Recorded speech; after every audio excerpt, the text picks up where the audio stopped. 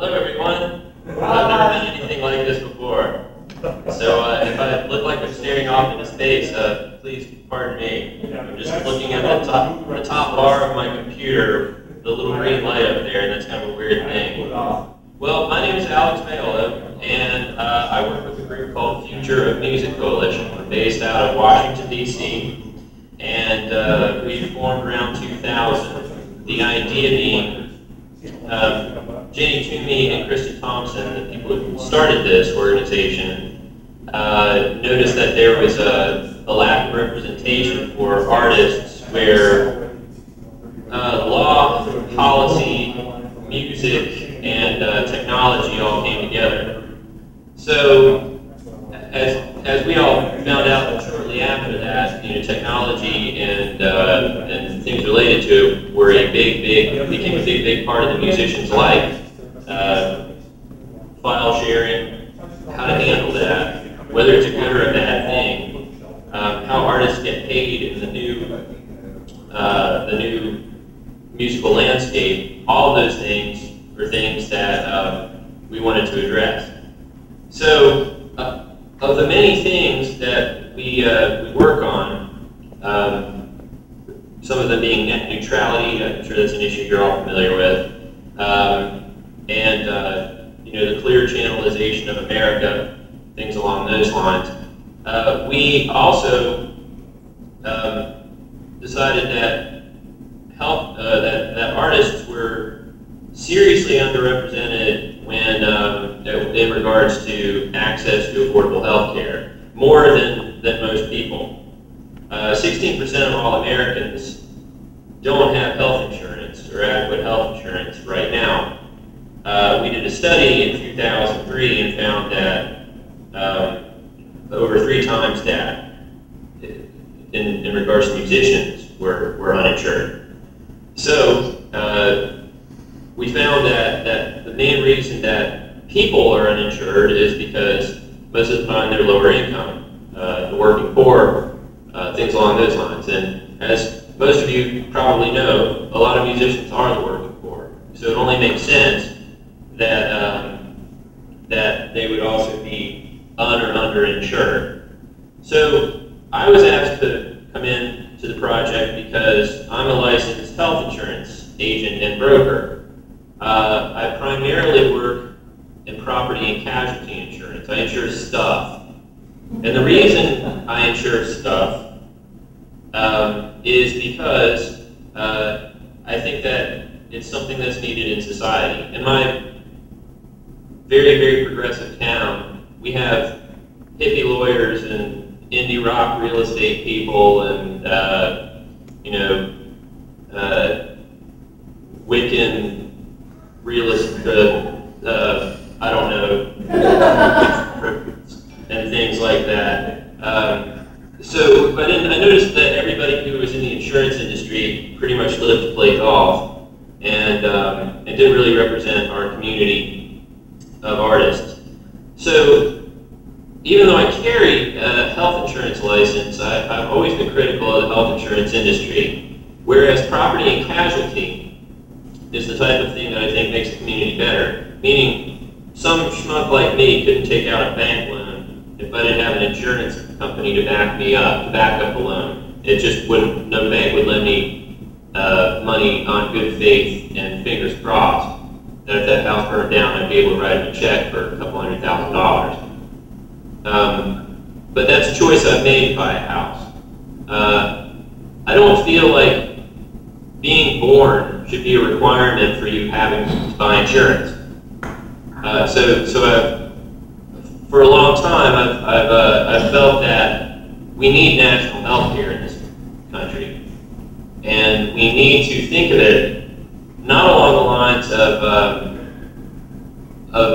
how the free market works, or that is the type of thing that competitive forces should dictate. That we need to think of it more along the lines of what great societies do for their citizens. Along the lines of, like, if you were to ask somebody, how much did it cost to bring electricity to the people in the rural, provinces of America? The answer would be, who cares?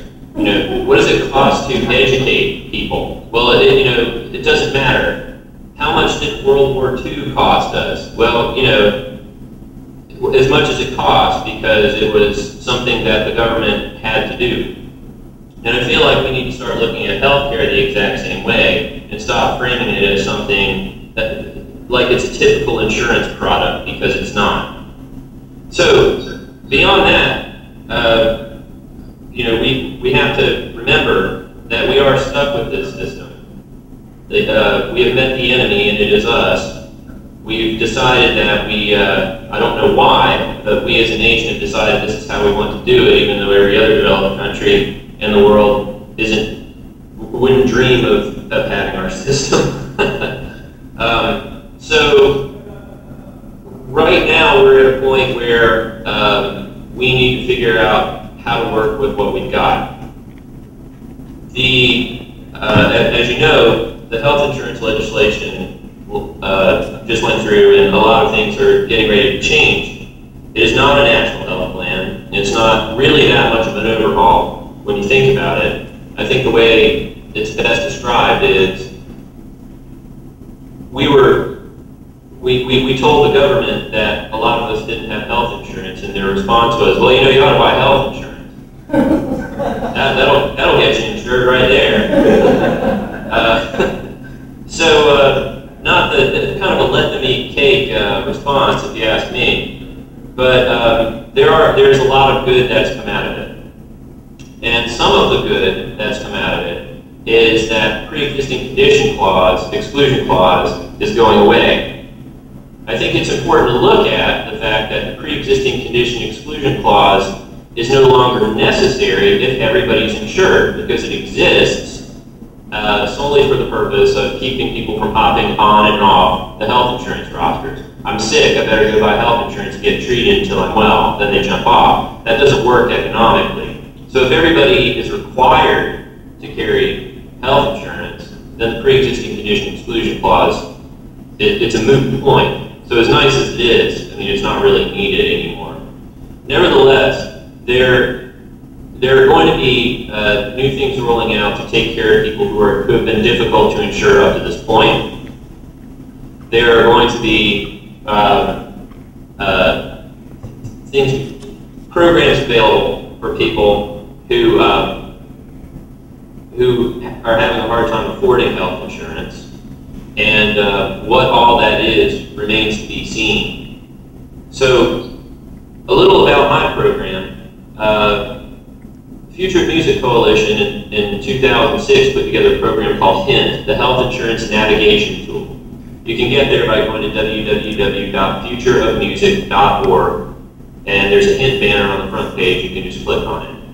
We don't sell anything, we don't endorse any insurance companies, but we do tell you what you need to know, I think, to go out and buy your own health insurance within your budget. That service is going to become more and more necessary as all of us who don't have health insurance in the United States are required to get it. It used to be something that if you wanted to risk it, you could go without. By 2014, that will no longer be an option for people.